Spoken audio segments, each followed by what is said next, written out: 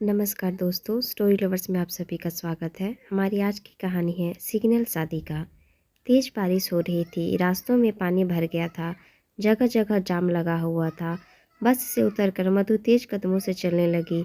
Raincoat पहने हुए पर भी उसकी यूनिफॉर्म गीली थी। उसके फ़ोन से अलर्ट की आवाज़ आई। उसकी माँ का मैसेज था, आज घर जल्दी आना था, तू आधा घंटा लेट है। ट्रैफिक का बहाना तू बना नहीं सकती। ट्रैफिक ऑफिसर जो ठहरी तू, तो एक अच्छा सा बहाना सोच लेना। माँ का मैसेज पढ़कर मधु मुस्कुरा दी। मधु शास्त्री नगर एरिया की या शायद पूरे शहर की इकलौती लेडी ट्रैफिक ऑफिसर थी। कॉलेज के बाद कुछ ने एमबीए किया, कुछ ने पीएचडी, तो कई अपना बिजनेस खोलने की सोचने लगे। उसने ट्रैफिक डिपार्टमेंट में जाने का फैसला किया। मधु को बचपन से अपने पसंद का काम करने से रोका नहीं गया था, तो इस बार भी किसी ने नहीं रोका। बल्कि माँ तो शान से सबको कहती थी कि उसकी बेटी अफसर है। उसके किसी भी सपने से कभी कोई दिक्कत नहीं हुई थी। लेकिन आज माँ के और उसके सपने आपस में उलझ गए थे। उसका ट्रैफिक ऑफिसर होना माँ को कहीं न कहीं अखर रहा था। अब तक 7 जगह उसके रिश्ते की बात चल रही थी। सातों जगह से एक ही बात आता जो माँ को निराश कर जाता था। उसके काम की बात सुनकर सब अलग अलग बहाना करके मना कर देते। कोई कहता, वह अभी अभी देखा, आपकी बेटी का 8वां ग्रह हमारे बेटे के 9वें ग्रह से मिल नहीं रहा है, तो परेशानी आ सकती है। तो कोई कहता, हमारा बड़ा परिवार है, तो इसे एडजस्ट करने में दिक्कत आएगी, मना कर देता। एक ने तो सीधे उसके काम पर सवाल उठा दिया, ऑफिसर, अरे ट्रैफिक के तो हवलदार होते हैं ना। अच्छा, इंग्लिश में कहते होंगे, मतलब कि यह लड़की एक ट्रैफिक हवलदार है ना। एक लड़के की माँ बोली, शादी के बाद भी यूं ही चौराहे पर खड़ी होकर इशारे करेगी, हमें पसंद नहीं आएगा। अब माँ से बात करना सांप सीढ़ी खेलने जैसा हो गया था। बात शुरू कहीं से भी हो, घूम फिर कर सांप की पूंछ तक आ ही जाती थी। मतलब उसकी शादी। ये आज गिनकर 8वां रिश्ता आया था उसके लिए। यही वजह थी कि माँ उसको घर जल्दी बुला रही थी। आज मनोज और उसके मम्मी पापा आने वाले थे उससे मिलने। मनोज था कोई उसके बुआ के ननद का लड़का। उसको पता था कि आज भी वही होगा जो पहले से चला आ रहा था।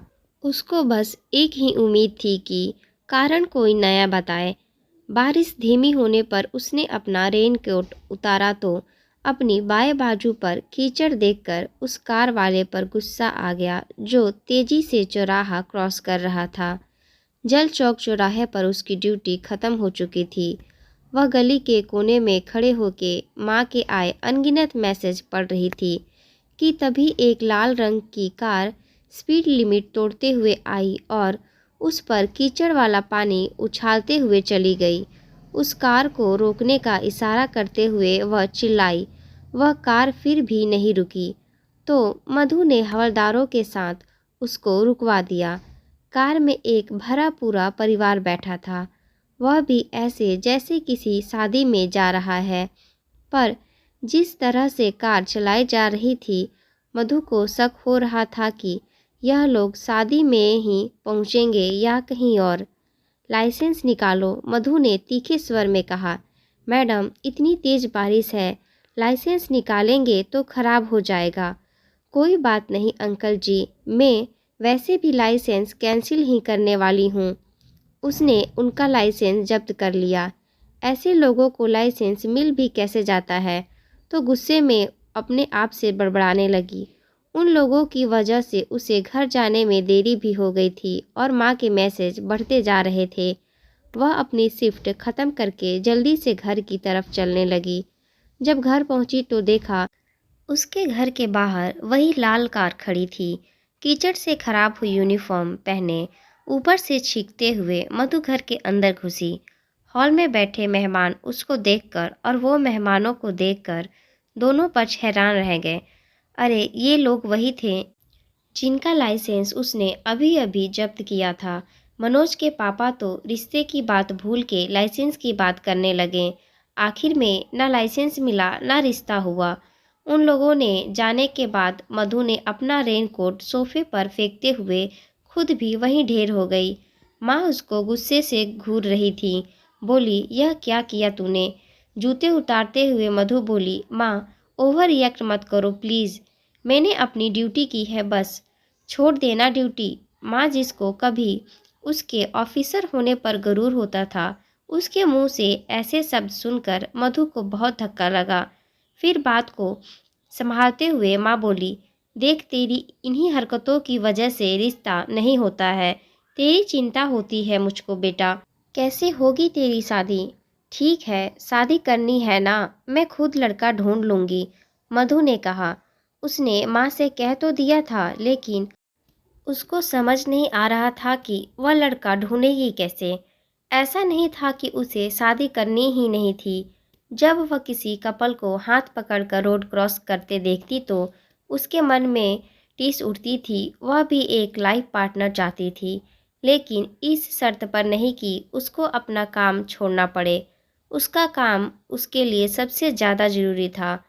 उसकी एरिया में कोई ट्रैफिक रूल तोड़ ही नहीं सकता था, और किसी ने अगर तोड़ भी दिया तो वह उसको छोड़ती नहीं थी, चाहे वह नेता का भतीजा हो या किसी हीरो का भांजा।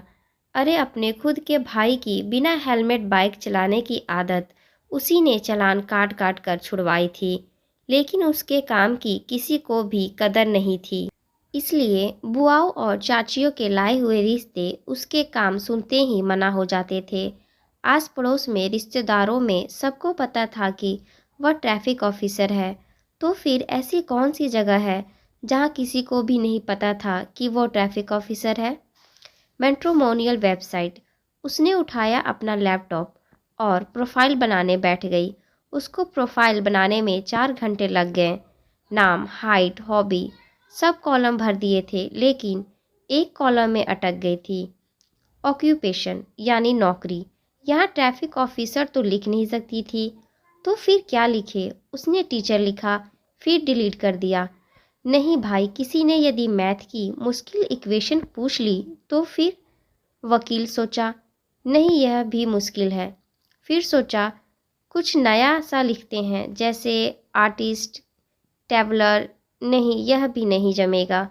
उसने बहुत सोचा, लेकिन उसने अपने आप को ट्रैफिक ऑफिसर के अलावा किसी और नौकरी में देख ही नहीं पाई। वह सब जो भी कर रही थी समझ ही नहीं पा रही थी कि सही है या गलत। लेकिन अब जो भी हो, उसको यह शादी का हिसाब ख़त्म करना ही था। अगले दिन जब उसने साइट खोली तो उसके चेहरे पर एक मुस्कान आ गई। उसके लिए एक रिश्ता आया था, सुशांत मेहरा। प्रोफाइल फ़ोटो में उसने कड़क इस्त्री की हुई फॉर्मल शर्ट पहनी हुई थी। आंखों पर चश्मा था, जिसकी वजह से वह एकदम सिंसियर टाइप लग रहा था। इंजीनियर था और इसी शहर का था, और कल उसकी छुट्टी भी थी। शायद यह शादी का मसला हल हो ही जाए, लेकिन फिर उसको अपनी प्रोफाइल याद आती है और उसमें लिखा हुआ झूठ। आज तक अपने काम में कोई बेईमानी ना करने वाली लड़की ने इतना बड़ा झूठ बोल दिया था, पर फिर वह मन को यह कहकर समझा दी कि उसने कोई झूठ थोड़े बोला था, सिर्फ एक बात नहीं बताई थी। कोई बात ना बताने पर थोड़े चालान कटता है। कभी राइट साइड, कभी रॉन्ग साइड उछलते हुए अपने मन को संभालते हुए वह सुशांत को मिलने के लिए तैयार होने लगी। मधु ने नया चूड़ीदार कुर्ता पहना था, जो लहरिए दुपट्टे के किनारे पर छोटे छोटे घुंघरू लगे हुए थे। कानों में बड़े झुमके थे और माथे पर छोटी सी लाल बिंदी। उसे बिना वजह इतना तैयार होते माँ ने कभी नहीं देखा था। उसे देखकर तो जैसे वह एक जगह पर जमी रह गई। शीशे में पीछे खड़ी माँ को देखकर वो काजल लगाते लगाते रह गई। उसने माँ को मैट्रिमोनियल वेबसाइट के बारे में कुछ नहीं बताया था। अगर बताती तो वह ओवर एक्साइटेड होके उसके साथ चल पड़ती और जाते ही लड़के के शेरवानी और उसके लहंगे के कलर की मैच करके आ जाती। हाथ में काजल की पेंसिल छुपाती देखकर मधु की माँ बोली, लगा ले, अच्छी लग रही है। वह काजल लगा के फटाफट कैफ़े के लिए निकल गई। कैफ़े में एक टेबल पर बैठा सुशांत कॉफ़ी पी रहा था। वह अपना बायां पैर हिलाते हुए बार बार अपनी घड़ी देखे जा रहा था। मधु ने पूरी कोशिश की वह किसी भी एंगल से उसे ट्रैफिक ऑफिसर ना लगे, लेकिन अपनी चाल बदल नहीं पाई।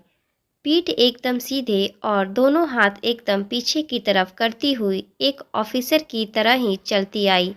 सुशांत बोला, सॉरी, मैंने पहले ही कॉफ़ी ऑर्डर कर ली। आप क्या लेंगी? मैं भी वही कॉफ़ी। बड़े बड़े लोगों का चालान काट चुकी मधु आज थोड़ा नर्वस फील कर रही थी।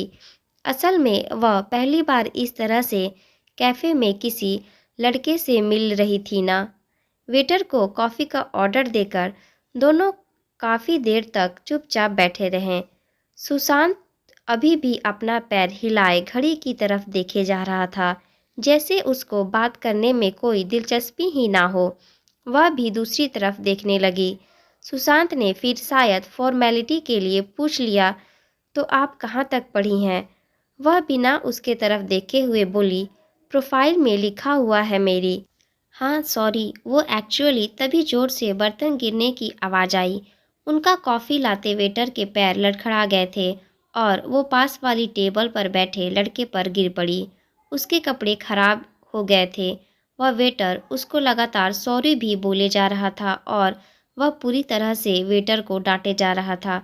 जब उसने गुस्से से वेटर का कॉलर पकड़ लिया तो मधु ने दुपट्टे को कंधे के पीछे सरकाते हुए उठी और उसका हाथ पीछे खींचते हुए बोली, भाई साहब, पिछले 15 मिनट से यह आपको नॉन स्टॉप सॉरी बोले जा रहा है और आप कॉलर खींच रहे हैं। हाथापाई की तो 2 मिनट में जेल भेज दूंगी, समझे? उसकी आवाज़ में ऐसा रोब था कि वह लड़का बिना चू चा किए वहाँ से चला गया। वेटर ने उसका शुक्रिया कहा और वहाँ पर बैठे सारे लोग उसकी तारीफ करने लगे, पर उन लोगों में उसकी नज़र सुशांत पर रुक गई, जो मुस्कुराते हुए उसे देख रहा था। वह उसके पास आकर बोला, दूसरी कॉफ़ी ऑर्डर करें? एक कप मेरे लिए भी। यह सुनकर मधु के चेहरे पर एक हल्की सी मुस्कुराहट आ गई। शायद उसकी तलाश पूरी हो गई थी। मधु को कॉफ़ी ज़्यादा मीठी लग रही थी या सुशांत की बातें, पर पता नहीं क्यों। शेष कहानी भाग 2 में देखें। चैनल को सब्सक्राइब करना ना भूलें। आप सभी का धन्यवाद।